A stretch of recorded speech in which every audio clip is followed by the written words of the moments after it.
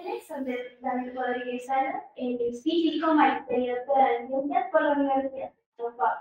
Experto en metodología científica, instrumentación óptica y física atómica. Combinación básica y gestión estratégica, proyectos de tecnologías cuánticas y sistemas de medición avanzada. Ha liderado investigaciones de alto impacto y desarrollos tecnológicos industriales. Actualmente es docente e investigador de la Universidad de La Plata, donde dirige semilleros y articula proyectos por el Instituto Nacional de Tecnología y la Armada Nacional. Demos un caluroso y grato aplauso, profesor Andrés Rodríguez, por favor. Gracias, profe. El escenario es completamente suyo, en este caso, escenario. Muy buenas tardes. Primeramente, agradecerle a los organizadores de este magnífico evento mi participación, especialmente al profesor Camilo, que desde que he llegado a Colombia ha tenido bastante eh, ganas de impulsar lo que nosotros venimos haciendo desde Brasil, desde el año 2010. Bueno, la charla que les voy a hablar o voy a hacer el día de hoy es referente a metrología cuántica, relojes atómicos de cesio tipo fuente, que es mi, la experiencia que tuve en Brasil durante mi doctorado. Yo trabajé en el grupo del profesor Vanderlei Bañato en el Instituto de Física de Sao Paulo, y mi orientador fue el profesor Daniel Magalhães, un experto en relojes atómicos a nivel internacional. Muy interesante la charla del profesor Herbert, porque realmente concuerdo con muchas de las cosas que él dice. Desarrollar la ciencia fundamental es importante para los países. Tuve la oportunidad de estar en varios países donde desarrollan este tipo de tecnologías. Inclusive fui partícipe del intento que tiene Brasil hacia estas tecnologías, porque la visión de los profesores en este caso era robustecer la metrología y las ciencias para buscar un desarrollo a toda la parte socioeconómica de su país. Y eso es lo interesante. Bueno, la metrología es la ciencia de las mediciones.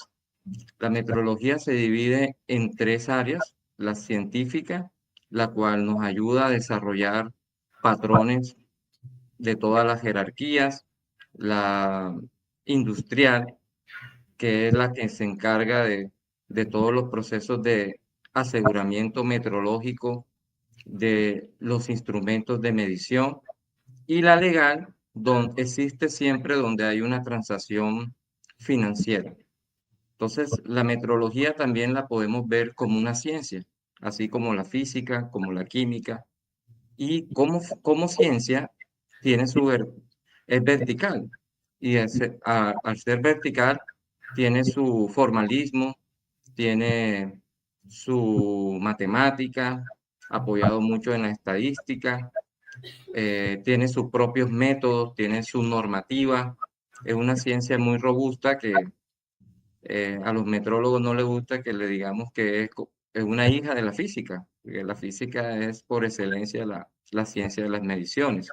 Pero eso trae algo importante, porque la metrología conecta el desarrollo eh, de las naciones, conecta ese desarrollo con la calidad en las normas ISO, eh, crea espacios de cooperación, como estábamos viendo anteriormente, la exposición del profesor Vic, y al final lo que nos da una fortaleza tecnológica. Y eso es bastante importante eh, para los países.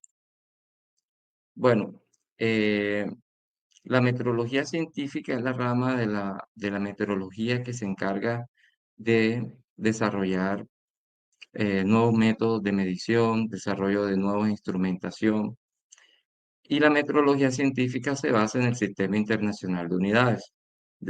Esta tabla muestra nuestro Sistema Internacional de Unidades. Desafortunadamente no está en el formato, pero eh, podemos ver la unidad del segundo, la del metro, el kilogramo, el amperio, el mol, el Kelvin y la candela, que son las unidades que representan a las 7 magnitudes básicas que todos nosotros conocemos. Desafortunadamente no podemos ver la incertidumbre fraccional de cada una de ellas, pero le puedo decir que el segundo es la unidad en el Sistema Internacional de Unidades, la cual tiene la mayor exactitud fraccional, 10 a la menos 16.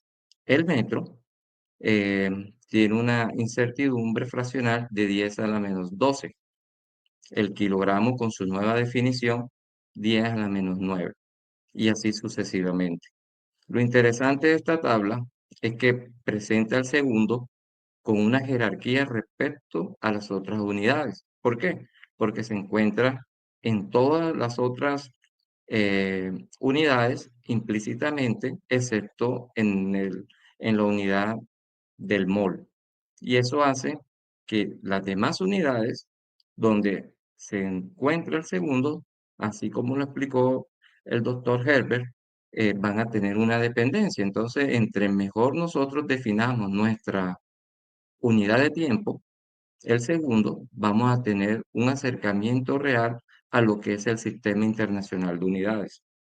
Entonces, en esta charla les voy a hablar un poco de lo que conozco de metrología científica, metrología enfocada a metrología de tiempo y frecuencia, utilizando átomos fríos. Pero ¿por qué es tan importante desarrollar esta metrología? La verdad, todo es un negocio. La metrología de tiempo y frecuencia en Estados Unidos genera eh, más de $1 billón al año en ganancias, porque es la que comanda al GPS, la televisión, la radio. También tenemos aplicaciones en las redes. Estas son redes eléctricas inteligentes, sincronizan relojes atómicos o una escala local de relojes atómicos para asegurar eh, menor pérdida en la transferencia de la energía eléctrica entre una planta al usuario final en el mercado financiero con lo que nosotros conocemos como los sellos de tiempo. Uno de los grandes problemas que tienen los países que no cuentan con una escala robusta de tiempo y frecuencia. Usted está en Japón, compra unas acciones en Colombia, sin embargo, en Japón tienen un sistema robusto de escalas de tiempo que le permiten observar, por decirlo de alguna manera, qué intervalo de tiempo se hizo exactamente la transacción y ahí eh, usted puede, por ejemplo, en Japón puede estar entre las centenas de nanosegundos con su escala de tiempo y Colombia estamos con una escala en, puede ser en milisegundos o 0,1 milisegundos y eso genera un sesgo porque el mercado financiero puede fluctuar. La entidad que emite el sello de tiempo, si está en Colombia, no puede ver realmente en qué tiempo se hizo la transacción, si aumentó la acción o si se bajó la acción, y eso genera desafortunadamente hasta acciones judiciales. Bueno, las telecomunicaciones en general son muy importantes para este tipo de aplicaciones. En ese sentido, si nosotros queremos desarrollar metrología, dependiendo de esas aplicaciones, nosotros tenemos que ver cuáles son los requerimientos que nosotros queremos cumplir. Hoy en día no es el mismo mundo que teníamos hace 20 años. Nosotros ahora tenemos una cantidad de aplicaciones, streaming, televisión móvil, conejos blancos y todos esos sistemas, comunicación por Bluetooth, sistemas de posicionamiento globales, todos esos sistemas tienen un requerimiento de metrología. Y si queremos hacer metrología científica, ya estaríamos hablando en el orden de las 10 femtosegundos. Sin embargo, miren ustedes que las telecomunicaciones se encuentran en el orden de microsegundos, que es lo que tenemos, y nosotros, por ejemplo, estamos ubicados acá con la escala de tiempo que tenemos actualmente en Colombia. Entonces, para los nuevos desafíos de las telecomunicaciones, se necesitan realmente desarrollar estrategias que permitan tener un sistema de metrología de tiempo y frecuencia robusto. De esa forma, no es solamente la parte comercial. Los relojes atómicos, que es la base de la metrología de tiempo y frecuencia, porque son ellos los que materializan la unidad de tiempo al segundo, son también utilizados para detectar, por ejemplo, ondas gravitacionales. Son utilizados en el sistema de posicionamiento global alrededor del mundo. Y aquí es bastante importante esto porque países como Colombia no tienen un sistema de posicionamiento global. Nosotros compramos los servicios a otro país y eso genera una dependencia. Incluso algunos han planteado un problema de soberanía, que no soy muy conocedor de ello, pero bueno, en ese sentido, hay otras aplicaciones a los relojes atómicos. Por lo menos puedo presentar algo muy fundamental. Dirac anunció de que no había razón alguna por lo cual la carga eléctrica no podría variar en el tiempo. En ese sentido, lo que no había era en sus tiempos una herramienta capaz de percibir esos cambios. Nosotros como físicos y en general sabemos cuáles serían las profundas implicaciones en que la carga eléctrica, siendo una de las constantes fundamentales, podría cambiar. De cualquier manera, científicos alrededor del mundo, especialmente en el Observatorio de París, han tratado de medir esa variación por medio de la variación de la estructura hiperfina. De esta manera, aquí en este gráfico presento eh, el modelo teórico con las mediciones a través del tiempo y nos damos cuenta que cada día más vamos a encontrar que la barrita de error se está aproximando al modelo teórico predicho por Dirac. Y eso lo hacen utilizando relojes atómicos de diferentes especies. Estiman la relación entre el reloj de cesio y el reloj de ruidio. Y con eso pueden obtener esos puntos de esa gráfica. Por otro lado, es interesante lo que hoy está pasando en la meteorología de tiempo y frecuencia. Existen dos equipos, por decirlo de esta manera, de relojes atómicos. Los que se encuentran en las bandas de las microondas y los que se encuentran en las bandas ópticas. Pero ¿qué pasa? Que hoy en día eh, se está pensando en una redefinición del segundo. El segundo se materializa desde 1967 con la transición hiperfina del cesio 133 del estado base, que son 9.192 GHz. Sin embargo, desde ese tiempo se sabía que, eh, que las transiciones ópticas tenían un factor de calidad incluso de 4 órdenes de magnitud que las de microondas, que las transiciones de microondas. Y esto eh, se tenía como una motivación para desarrollar tecnologías que fueran capaces de poder acceder a esas transiciones, porque cuando se desarrollaron los relojes atómicos, se utilizaron eh, los relojes alcalinos, eh, alcalinos, sí, alcalinos, porque tenían o estaban sus transiciones bases en la banda de las radiofrecuencias. Y esa era la tecnología que había aportado la Segunda Guerra Mundial y se habían desarrollado. Entonces, por eso nosotros vemos que hubo un desarrollo gigante para los relojes atómicos de las microondas. No habían osciladores, o no hay todavía osciladores para las frecuencias ópticas. Y bueno, y esa es la gran motivación. Pero hay unos hitos importantes hoy en día. Los relojes atómicos ópticos nos están trayendo la posibilidad de tener una mayor exactitud y una mayor estabilidad, y esto lograría realmente hacer ese cambio que en mi concepto podría hacerse a mediano plazo, porque todavía persisten algunos problemas en los desplazamientos de frecuencia en estos relojes.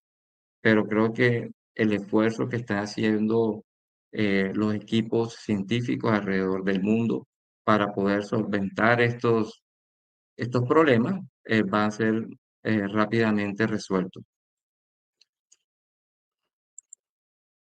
Eh, lo interesante también, por otro lado, es cómo nosotros medimos el tiempo a nivel mundial.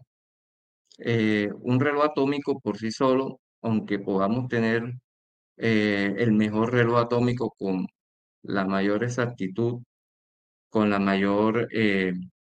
con la mayor estabilidad, por sí solo no es capaz de sincronizar en un sistema de comunicaciones él solo. Y además de ello, los relojes atómicos no funcionan continuamente. Los relojes atómicos experimentales no son, no son funcionales continuamente. Entonces, eh, para mitigar posibles desvíos causados por desplazamientos de frecuencia, ruidos, eh, se, se agrupa en una escala mundial llamado UTC, la cual Colombia contribuye desde el Instituto Nacional de Metrología, así como la mayoría de los institutos nacionales de metrología alrededor del mundo. Y en esta escala se hace para fortalecer el sincronismo y brindarle a los países la oportunidad de compararse y de que esas derivas a corto y largo plazo se disminuyan. Y eso es interesante porque eso le permite a países como Colombia, que no contamos con relojes atómicos tipo experimental, que son los que comandan esta escala del UTC, se llama el tiempo atómico internacional. Solamente los mejores relojes atómicos, cuando digo los mejores relojes atómicos, son los que cumplen criterios de exactitud, criterios de estabilidad y de disposición. Alemania, Estados Unidos, Francia, Suiza, China, Japón, son de la lista de estos países. Son unos 10, 12 países alrededor del mundo que conforman el tiempo atómico internacional. Entonces, es importante en ese aspecto. Existen diferentes tipos de relojes atómicos. Como les decía, un solo reloj atómico no cumple con los criterios de estabilidad y exactitud, a pesar que yo digo, bueno, tengo un reloj, un máser, por ejemplo, que tengo acá, un máser de hidrógeno. Este máser de hidrógeno es muy bueno con una propiedad que es la estabilidad a corto plazo, pero no es muy bueno cuando hablamos de estabilidades a largos periodos. Entonces, este máser no puede constituir una escala de tiempo por sí solo. Un reloj de haz es bueno para largos periodos, sin embargo, en un prototipo experimental y tiene baches en su continuidad. Ahora tenemos los relojes atómicos comerciales. Estos relojes atómicos en muchos países son considerados relojes primarios. Sin embargo, puedo decirles que no, porque ellos necesitan que los calibren. Entonces, si yo tengo un patrón que necesita de calibración, no puede cumplir el criterio de ser un patrón primario. En ese sentido, nosotros acá en Colombia, por decreto, tenemos que nuestro patrón primario es un cesio comercial. eh, Sin embargo, estos relojes no, no, estrictamente no cumplen con ser un patrón primario de tiempo y frecuencia. ¿Qué es un patrón primario de tiempo y frecuencia? Bueno, un patrón primario de tiempo y frecuencia utiliza átomos como su referencia. Esos átomos son interrogados, por decirlo de alguna manera, con una señal que muy convenientemente es la diferencia de energía entre su estado base. Y bueno, ya nosotros sabemos por la ley de Bohr, nosotros, eh, o bueno, los átomos al absorber esa radiación, después de un tiempo ella va a emitir una radiación. Y esa radiación la toma el reloj por medio de un servo y un control feedback, una retroalimentación negativa, genera un patrón de frecuencia. Sin embargo, si adicionamos a ese sistema un contador de eventos, nosotros vamos a tener un patrón de tiempo y frecuencia.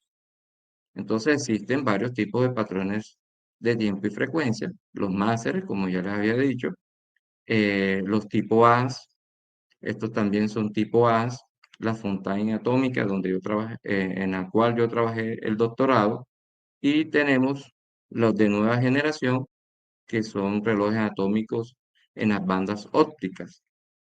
Tenemos este gráfico que nos muestra una relación entre la exactitud y la estabilidad para cada uno de esos sistemas. Y en ese sentido, los que eh, no tienen tanta estabilidad y exactitud son los relojes comerciales. Después de ellos vienen los relojes que no, vienen los relojes de haz atómicos, estos son que están aquí. Tenemos los másteres de hidrógeno y los de átomos fríos compitiendo. Realmente los de átomos fríos son un poco mejor que los másteres. Y finalmente, a varios órdenes de magnitud, los mejores son los relojes ópticos, porque tienen una propiedad intrínseca, por ejemplo, el factor de calidad, que a comparación de sus hermanos, los de las bandas de microondas, ese factor de calidad son 4 órdenes de magnitud. Y eso lo hace candidatos perfectos para dominar la magnitud de tiempo. ¿Dónde desarrollan esta tecnología en el mundo?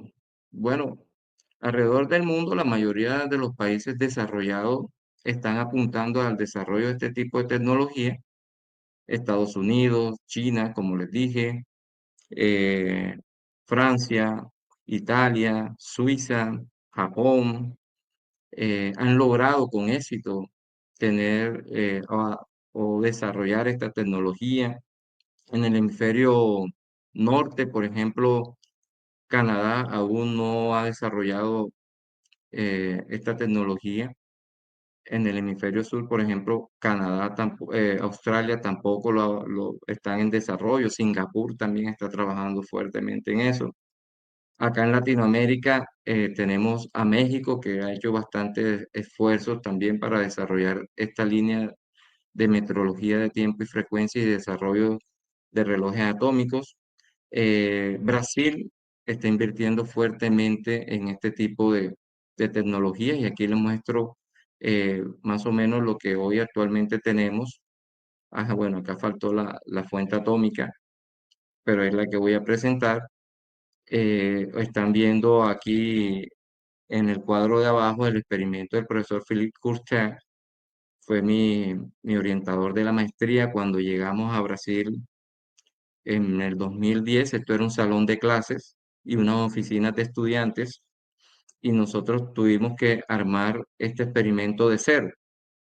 Fue bastante difícil montar este experimento, no solo por la parte financiera, son experimentos que cuestan alrededor de 2 y 3 millones de dólares cuando ya están en una etapa media y cuando ya están completados unos 4 o 5 millones de dólares, pero fue complicado porque nos tocó hacer de cero muchos de los instrumentos. eh, por ejemplo, la parte azul que ustedes ven ahí es la primera armadilla magneto-óptica de estroncio que nosotros pudimos hacer un 28 de diciembre, me acuerdo yo, trabajando altas horas de la noche, pudimos ver nuestros primeros átomos fríos de estroncio en todo el hemisferio sur. Y fue un gran logro que hizo parte de mi trabajo de maestría. Sin embargo, nosotros teníamos la intención de hacer condensados de Bose-Einstein utilizando un isótopo del estroncio, que era el estroncio 84. Sin embargo, no pudimos y porque la finalidad del experimento era hacer bandas fotónicas, simular blend-sync. No pudimos hacer ese tipo de simulaciones. Sin embargo, el profesor está tratando de estudiar otros tipos de comportamiento. El paso después de hacer esta armadilla con mi trabajo de disertación fue hacer una mod roja que pudieron hacerla en el 2022. O sea, 10 años después pudieron avanzar eh, para llegar al segundo estado, nivel del experimento. Y acá le estoy mostrando lo que hoy es la montaña atómica de Brasil, la tabletop, un concepto económico que comenzamos a trabajar cuando yo estaba haciendo el doctorado y hoy está hecho algo realístico, perdón. Bueno, bueno, aquí esta era la diapositiva esta más amplia donde pueden desarrollar esa, ustedes pueden observar que son países desarrollados la mayoría, solamente México, Brasil e India, que serían los países en vía de desarrollo que están trabajando fuertemente este tema, porque es un tema de cultura, de dinero, ya lo explicó muy bien el profesor Herbert en la anterior presentación. Y acá le muestro el trabajo de doctorado que yo participé, y este es el reloj atómico tipo fuente de Brasil. Este reloj tipo fuente de Brasil, ¿cuál era el objetivo? Porque la verdad, una de las últimas preguntas que le hicieron al profesor Herbert, que yo quería también participar, y era, ¿qué nos pasa con la confianza del medio exterior de las universidades con las universidades? Y algo que yo percibí en Brasil. Y realmente hablo de Brasil no porque estudié en Brasil, sino también porque estuve en otros lugares, estuve en el NIS, estuve en el PTB, en el Observatorio de París y entre otros lugares que he participado, y siempre vi algo muy común. Lo primero es que todo lo que se hace debe ser en función a la sociedad, independientemente eh, que sea física fundamental. Todo tiene que estar conectado con las necesidades de la sociedad. Y eso es bastante importante.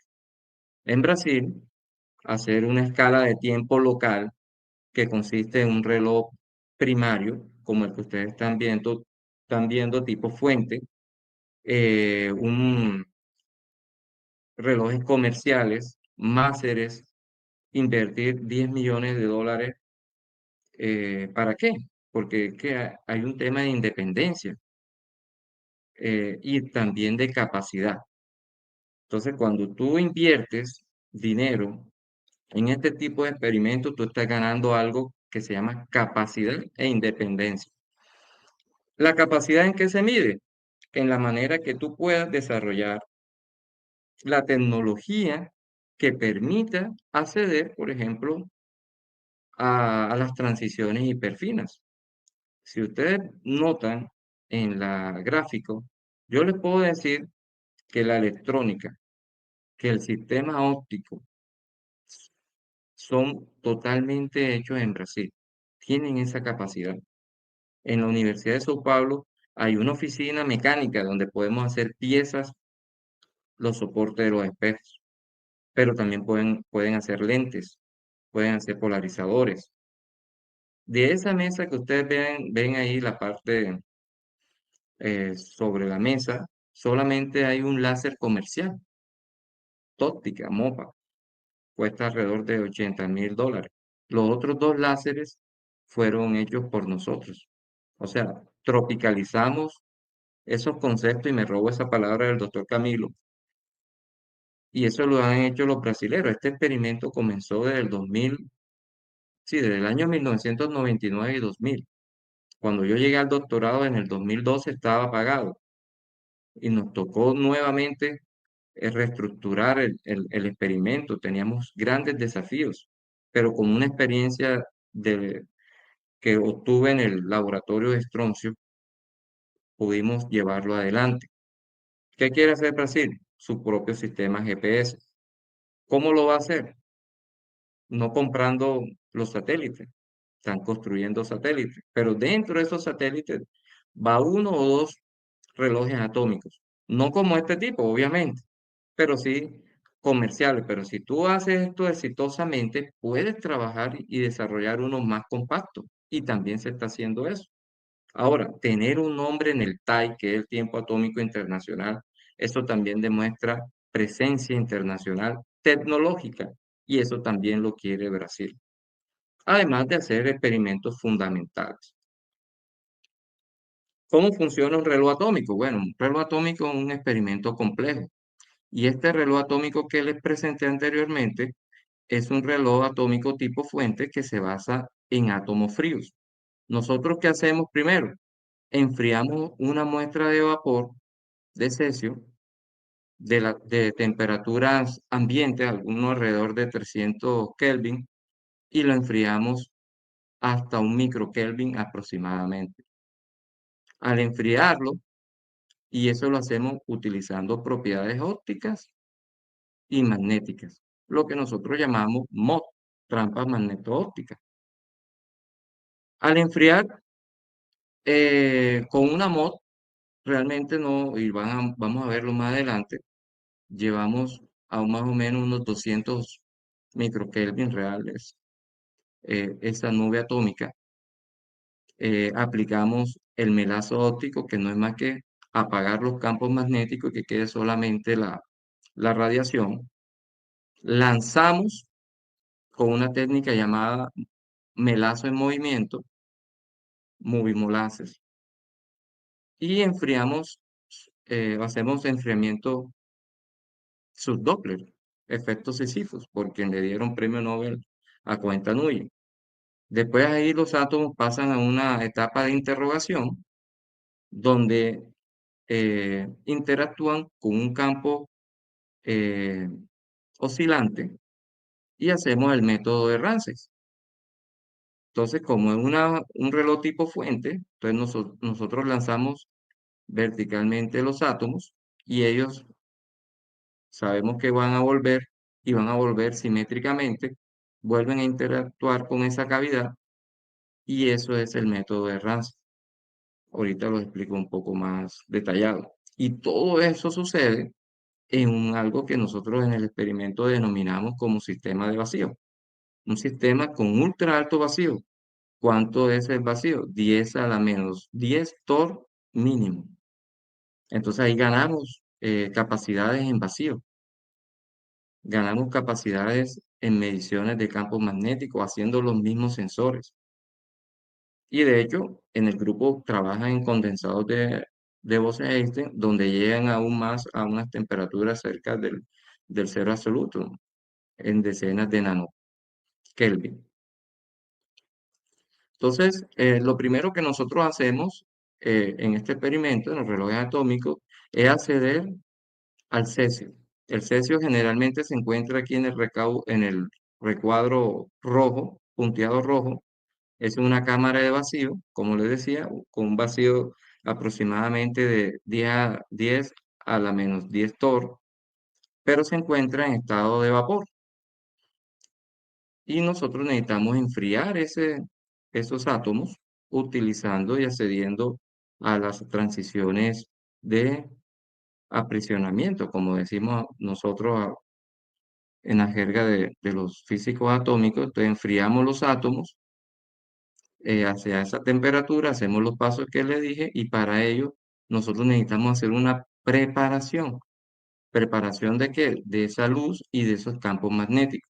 Y esa preparación, por ejemplo, la parte para aprisionar los átomos, lo hacemos con ese láser que les dije que era comercial, el MOPA, y la parte de tensión lo hacemos con un láser hechizo por nosotros, y la parte de rebombeo lo hacemos nosotros también. Entonces, ¿cómo funciona el sistema eh, de enfriamiento? Simplemente y generalmente nosotros tenemos átomos en un estado base, F igual a 4. Excitamos esos átomos, una transición dipolar, hacia un estado excitado de la línea de 2 en este caso. Y esos átomos que se encuentran en esa línea de 2, por ejemplo, ahí en esa línea punteada azul, ellos después decaen, pero como una transición dipolar, ellos ven el estado F igual a 4 y el estado F igual a 3, lo ven como si fueran el mismo estado, y parte de los átomos que previamente se citaron eh, van a caer en el estado F igual a 4 y en el estado F igual a 3. Por eso es necesario un rebombeamiento, que es un láser que toma los átomos del estado F igual a 3 y los vuelve y los lleva al estado excitado para que vuelvan nuevamente al estado F igual a 4 y hagan parte de la trampa magneto-óptica. Claramente que esto es algo dinámico. Entra un átomo, sale otro átomo en esa armadilla. Lo interesante que experimentalmente que les puedo decir que y uno de los desafíos que tuve para aprisionar y enfriar átomos era compactar el sistema óptico.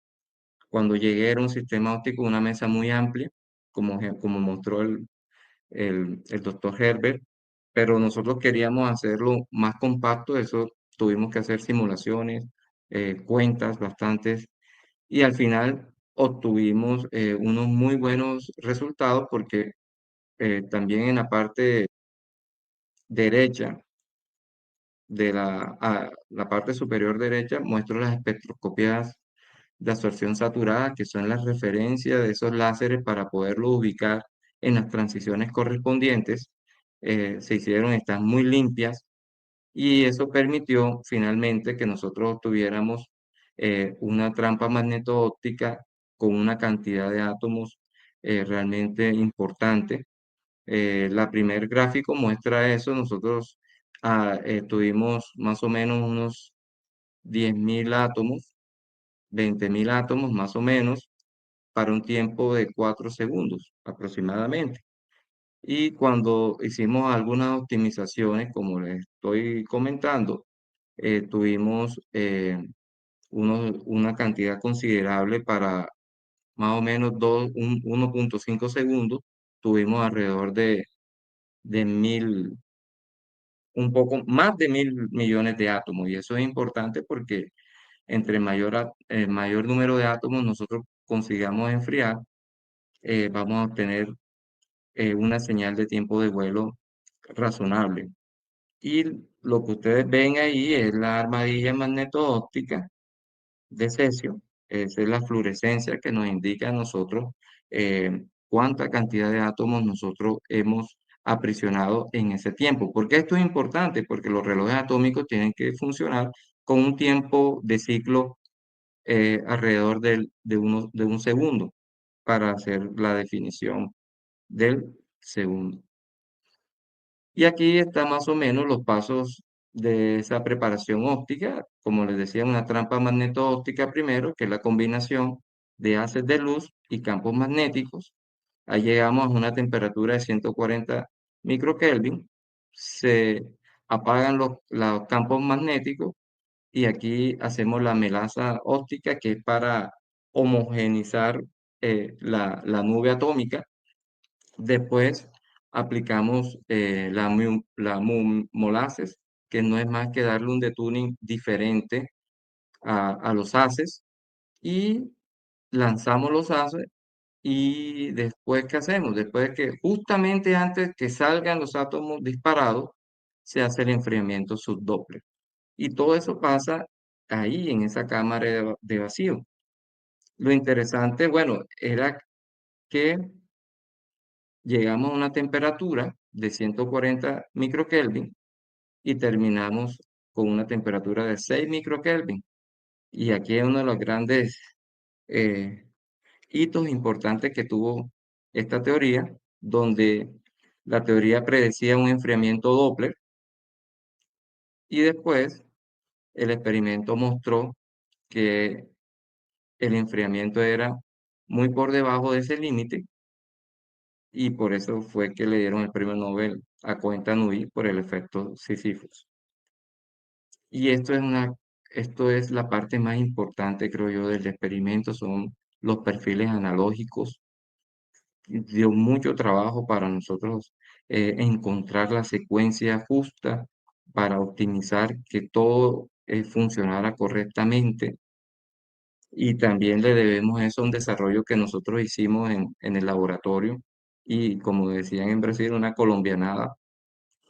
Estos son unos shutters, unos obturadores ópticos. Estos obturadores ópticos, la verdad, los que trabajan en física atómica saben que son muy importantes para hacer el control de la luz, y son equipos que se dañan. Nosotros hicimos unas versiones de bajo costo, pero eran pesaditas, y bueno, se nos ocurrió utilizar el elemento de obturación, una lata de Coca-Cola, y eso hizo que nosotros pudiéramos hacer un muy buen control con los perfiles. Estos son perfiles reales, no son perfiles teóricos o simulados, son perfiles reales que nosotros obtuvimos, y quedó de esa forma.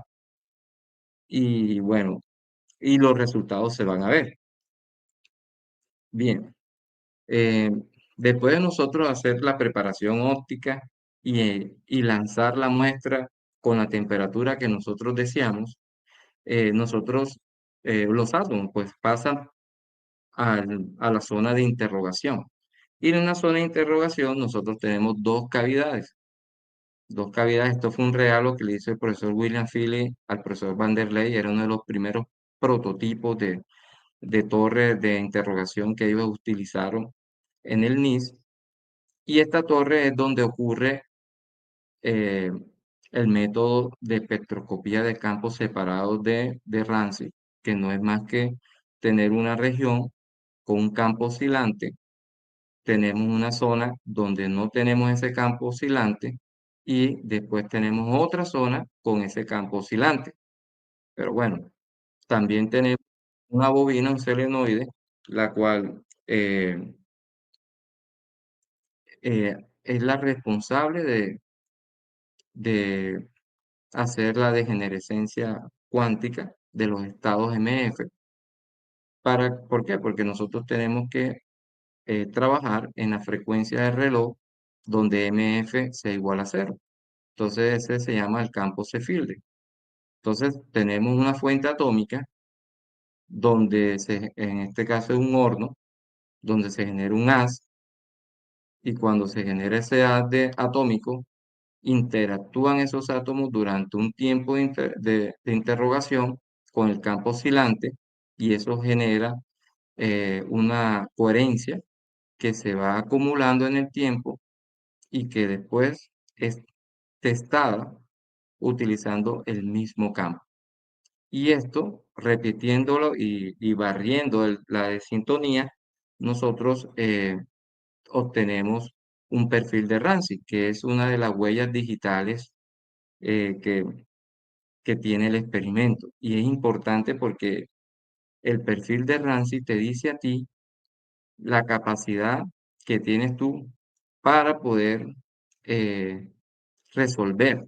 Por ejemplo, esto es una gráfica experimental, aquí no hay datos o ajuste.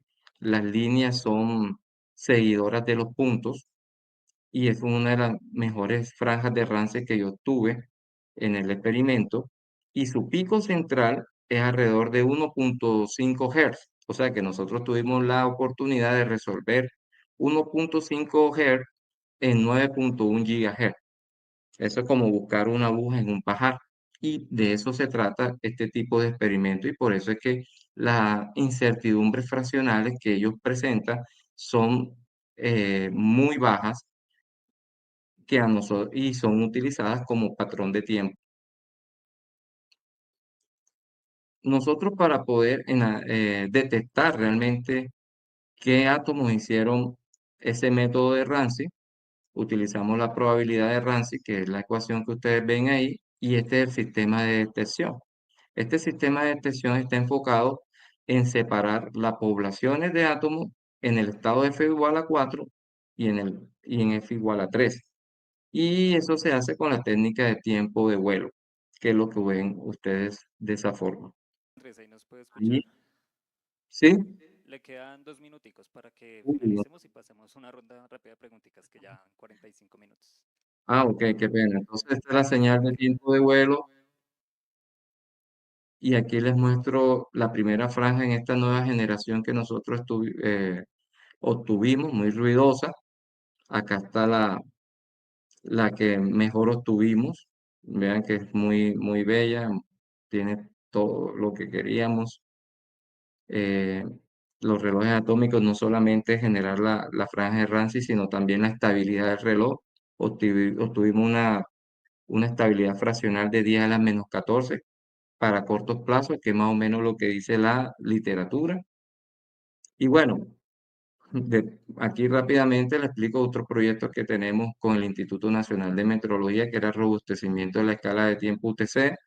Ese es un proyecto, un convenio tripartito entre la Armada, el Instituto Nacional de Metrología y la Universidad del Atlántico. Tenemos dos estudiantes, uno ya egresó, hizo un trabajo fenomenal, creo yo, porque no solamente nos dimos cuenta de las limitaciones que tiene la escala de tiempo y frecuencia, sino que también se está proponiendo un método para poder caracterizar los desplazamientos de frecuencia de estos relojes, que son muy importantes, y ahora se está haciendo la validación a través de otro estudiante. Eh, También estamos tratando de desarrollar un magnetómetro utilizando propiedades de efectos colectivos. Tengo a mi estudiante Laura, está desarrollando un láser de alta precisión en la línea D2 del cesio. Para este es más o menos el esquema, no es algo que todavía está validado, pero estamos tratando de montar ese experimento también en la Universidad del Atlántico. Y también otro proyecto que estamos apoyando es el Centro Avanzado de Meteorología Científica, que va a ser ubicado en una de las sedes de la universidad. Es un edificio de 3 pisos con 18 laboratorios más o menos de alta exactitud. Aquí están más o menos, entre esos vamos a tener un laboratorio de sensores cuánticos, un laboratorio de metrología de tiempo y frecuencia. Cabe resaltar que la universidad a través del Ministerio de Educación nos dio un rubro de 500 millones para hacer los estudios previos y los diseños arquitectónicos y eso ya está en fase final. Y bueno, muchas gracias. Entonces van a ver una sesión de 2 palabras acá en el público Para para quienes quienes quieran quieran hacer hacer una alguna pregunta, pregunta.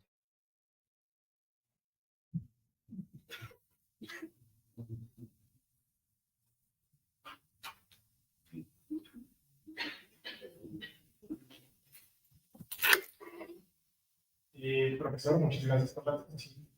Muy informativa y muy completa sobre todos los procedimientos para la realización de y el análisis del tiempo por medio de los relojes atómicos. Tengo una pregunta y es si se implementara esta tecnología en Bogotá, ¿habría algún tipo de inconveniente con las condiciones ambiente, principalmente por la temperatura y la presión? ¿O esto es independientemente del sistema o no lo afecta? Bueno, buena pregunta, sí. Algo que no se me pasó de hablar es que los relojes atómicos sufren efectos sistemáticos y uno de ellos está relacionado con la altura donde se encuentran. Pero, por ejemplo, si tú no mueves el reloj del lugar, entonces tú siempre vas a tener probablemente el mismo desplazamiento y puedes hacer la corrección. Eso en el trabajo del estudiante José, por ejemplo, en el reloj atómico que está en el, en el instituto, nosotros hicimos ese cálculo según la altitud donde se encontraba. Obviamente que los átomos fríos, por ejemplo, ese sistema de vacío, dentro de ese vacío, de esa cámara, el vacío es muy bajo. Y eso es sostenido mediante unos sistemas de bombas. Tenemos la bomba iónica, que es la que nos mantiene a día a la -10 después de hacer una limpieza profunda y sofisticada. Entonces, no vamos a tener problemas de presión en ese sentido, porque si los hay, son efectos sistemáticos y se pueden corregir.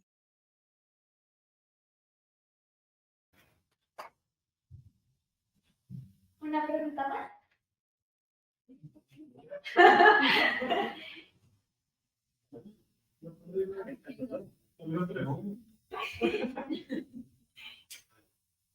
Profe, Andrés, mil gracias por la charla. Una pregunta. Si entendí bien, en esta cámara y tal hay que ponerla a 140 microkelvin y a una presión muy baja, ¿cierto? Sí.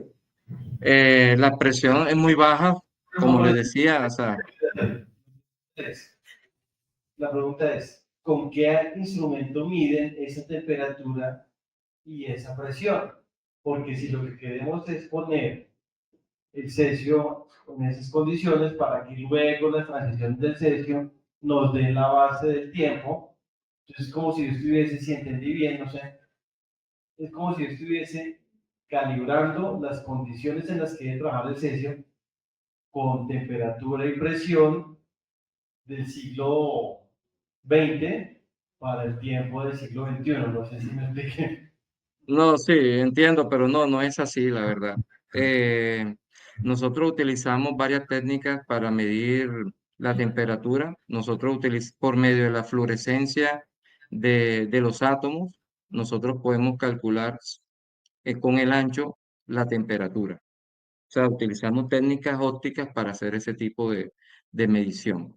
Y la presión, bueno, hay medidores de presión ya de 10 a la -10 torr, muy avanzados, pero también hay que recalcar que hay vacíos que aún no se han podido medir directamente, por decirlo así, porque hay que hacer cuentas, porque se pasan eh, o los límites de la detección de presión no coinciden, no lo pueden hacer, la verdad. Entonces hay que hacer una cuentica entre la presión y la corriente en las bombas.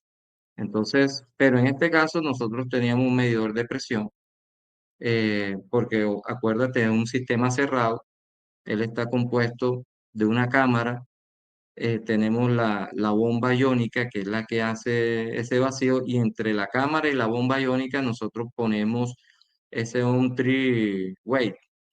Entonces colocamos ahí en ese three-way, vamos a colocar un sensor de presión que está ligado al driver de la bomba y es el que monitorea la presión en esa cámara. Muchísimas gracias, maestro Andrés. Una última pregunta, no, pues para aclarar un poquito lo del reloj que tenemos en Colombia y cuál es la diferencia con lo que has presentado. Porque tenemos un reloj. Más bien mensaje sobre eso. Sí, la diferencia que es un reloj Sí. con Ah, bueno, sí. O sea, sí hay un reloj atómico en Colombia. Es un reloj comercial tipo AS. Este reloj es el que es la base de la escala de tiempo UTC y NM. Sin embargo, estos relojes comerciales estrictamente no son considerados patrones primarios porque ellos necesitan ser calibrados. Entonces, ya ahí no se cumple. Cuando nosotros vamos a materializar una unidad, necesitamos que las referencias sean absolutas. Si yo necesito otro patrón para poder calibrar a este reloj, entonces no cumple con esa condición. Entonces, eso hay que tenerlo en cuenta, de que no tenemos un sistema robusto. Necesitamos un reloj experimental de cualquier tipo, necesitamos unos másteres y hacer una escala robusta, y de eso se trata el proyecto con el Instituto Nacional de Metrología, porque sabemos las limitaciones que tiene este tipo de escala para los desafíos como país que se tienen, por ejemplo, en el ámbito de la defensa, en el ámbito de las telecomunicaciones. Entonces, sí, hay que revisar ese tipo de cosas. Muchas gracias. Y ya vamos con la última pregunta. Buenas tardes, habla Esperanza Castellanos. Soy física de física médica en el campo de Centenario de Radiación Ionizante. Y vi que en sus planes de desarrollo, en la última diapositiva que presentó, está la metrología de sistemas eléctricos, ¿cierto? Sí, claro. Bueno, entonces mi comentario es el siguiente. A este respecto hay una necesidad muy grande en Colombia que no se ha podido resolver, y es el de las calibraciones de los electrómetros de los sistemas de osimetría. Un sistema de osimetría está compuesto por un detector de radiación, es una cámara de ionización y un electrómetro. Resulta que antes calibrábamos el conjunto, y eso está muy bien establecido ya como procedimiento en Colombia, pero actualmente no se acepta que se calibre el conjunto, sino tiene que ser calibración independiente. Y no hay en Colombia la experiencia ni el saber hacer para las calibraciones eléctricas, especialmente en las escalas nanocolombias de los electrómetros. Entonces, me parece que esa iniciativa que ustedes tienen es súper interesante y que, pues, si le dan cierta prioridad, resolverían un problema muy importante que tenemos en Colombia. Qué pena, pero se me fue el internet en un segundo y no pude escuchar la pregunta. Entonces, sí, no, la pregunta está, o mejor, más que una pregunta, es un aporte en relación Ok, con la importancia de la calibración de la metodología en unidades eléctricas y la importancia de esos planes que ustedes tienen, que mostró en su última diapositiva, en ese sentido. Yo le decía que en Colombia hay una necesidad urgente de la calibración de los es electrómetros. que Colombia es un país que necesita fortalecer las capacidades eléctricas en la medición. Ese aseguramiento metrológico es tremendamente importante. En el 2018 yo trabajaba en la Universidad Antonio de Nariño, hicimos un instrumento de medición de esas capacidades en la ciudad de Cartagena. Cartagena es una ciudad que contribuye al 12 al 13% del PIB de toda Colombia y tiene grandes empresas en su área industrial. Y observamos realmente que se necesitan esas capacidades. Por eso este centro avanzado de metrología está enfocado en solucionar o aportar a la infraestructura del aseguramiento metrológico a nivel nacional. Entonces, son muy importantes las capacidades, la capacidad en la metrología eléctrica, porque, bueno, miren, nosotros para trabajar en relojes atómicos, por lo menos yo tuve muchos problemas en Brasil por las fluctuaciones de corriente eléctrica. Parece un problema técnico y que fácil que se pueden solucionar. Sin embargo, al no tener suficientes capacidades en metrología, no estoy diciendo que Brasil no tenía, pero para nosotros nos costó. Estas mediciones nosotros las tenemos que hacer de noche para poder bajar el ruido eléctrico de nuestras instalaciones. Y a pesar de que las normativas estaban correctas en las instalaciones, pero no cumplían con los estándares necesarios para este tipo de experimentos. Todo eso se tiene que considerar. Aquí la verdad yo les digo que este es un trabajo duro, un trabajo sistemático, estructurado, Y además de ello, el centro que estamos queriendo proyectar en la universidad es un centro que no pretende competir con el Instituto Nacional de Metrología. Sin embargo, nosotros queremos apoyar la infraestructura metrológica en nuestra región, por ejemplo, siempre está menospreciada, está por debajeada. Siempre hablan del triángulo Bogotá, Cali, Medellín, y la costa no está en esos planes. Y por eso resulta ese centro importante para nuestra región. Hay que transformarla de una manera sistemática y cumpliendo con las capacidades, porque entre Barranquilla y Cartagena representan más o menos el 25% del PIB en sus puertos y en sus industrias.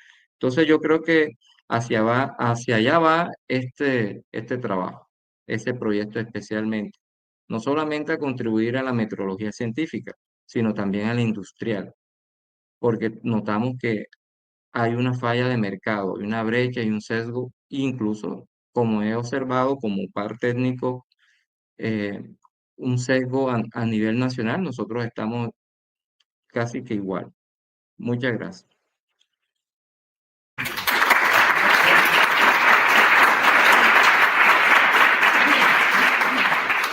Perfecto.